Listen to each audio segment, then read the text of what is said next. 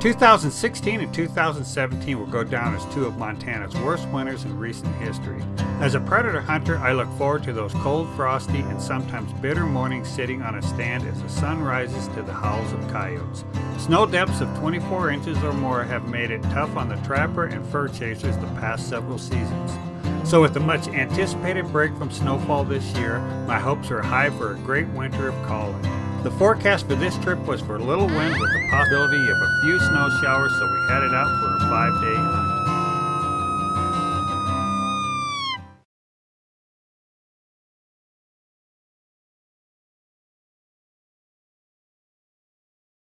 It was in the single digits overnight, and our first morning was shaping up to be a perfect day of calling, except for one very important detail.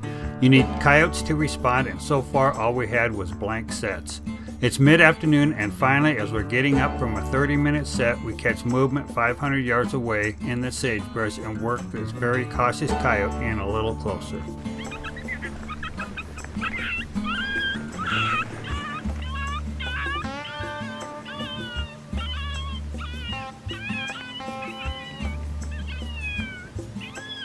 Put some pup screams on, see if that'll get him.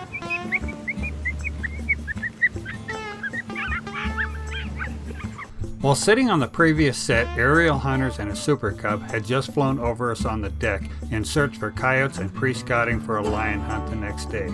That could be one of the reasons this coyote was so skittish to come any closer. Lost him.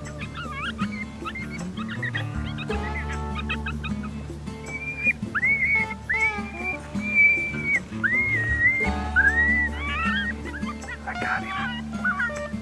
I've heard adding a camera into the mix while predator hunting can create some real challenges.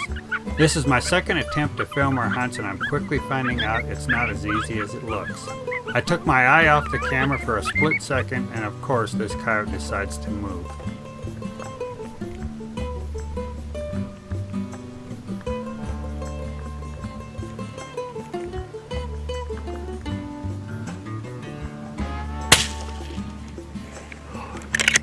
I had this coyote zoomed up so he looks closer than he was. He was at 350 yards with a fairly stiff crosswind. Stan wanted him closer but decided to take the only shot he had.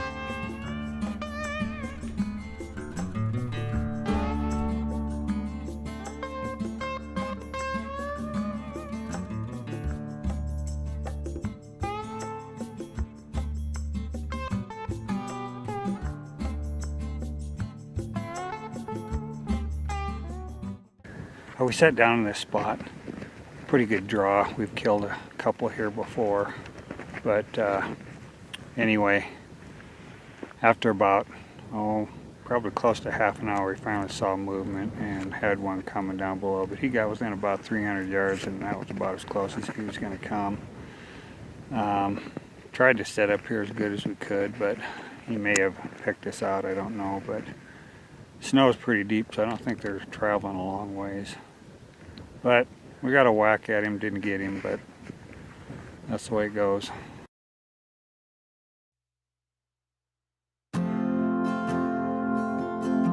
Day 2 blew in like a hurricane. With 30 to 40 mile an hour winds, you have to wonder how meteorologists could be that far off on the forecast.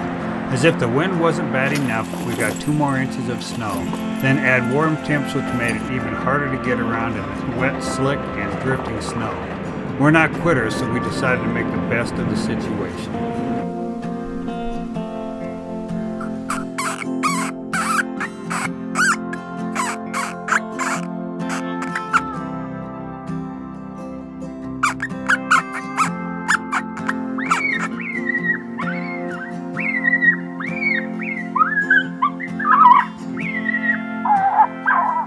Sitting here in this little meadow, it's blowing really hard on top, so we thought, well, we better drop down in some of these bottoms, see if we could call up a coyote. It's tight quarters, so anyway, this coyote comes smoking in about, I think right about 15 minutes. I was doing a lot of mouse and rodent sounds because it was a little bit quieter down in here, and I thought we might be pretty close to something, but anyway, he just comes smoking down through this bottom, and I didn't have a chance to get the camera on him and get the actual kill shot, but I just put him down with the shotgun at 45 yards. So we'll go pick him up, see what he looks like. I think it's a pretty good looking coyote. There he is right there laying by that weed. We just ranged him at 45, but he was just smoking up to that call. I had some pup distress going, and he was convinced there was something going on.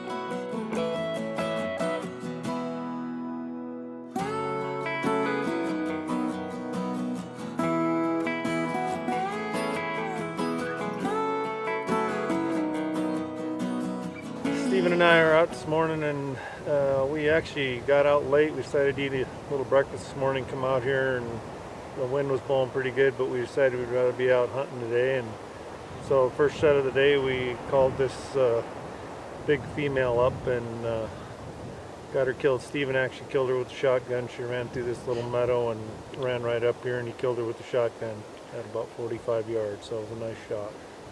So we're gonna go just hit these bottoms and get down in the bottom of these draws where it's not blowing so hard, because that's where these coyotes and deer and stuff are hanging out. See if we can't kill a few more today. We spent 2 days calling in those brutal wind conditions before we raised the white flag and surrendered. The roads home had finally thawed, and we had a short window to get home before 50-mile-an-hour winds would hit the next day. Filming hunts is definitely a new challenge for me. I will get better.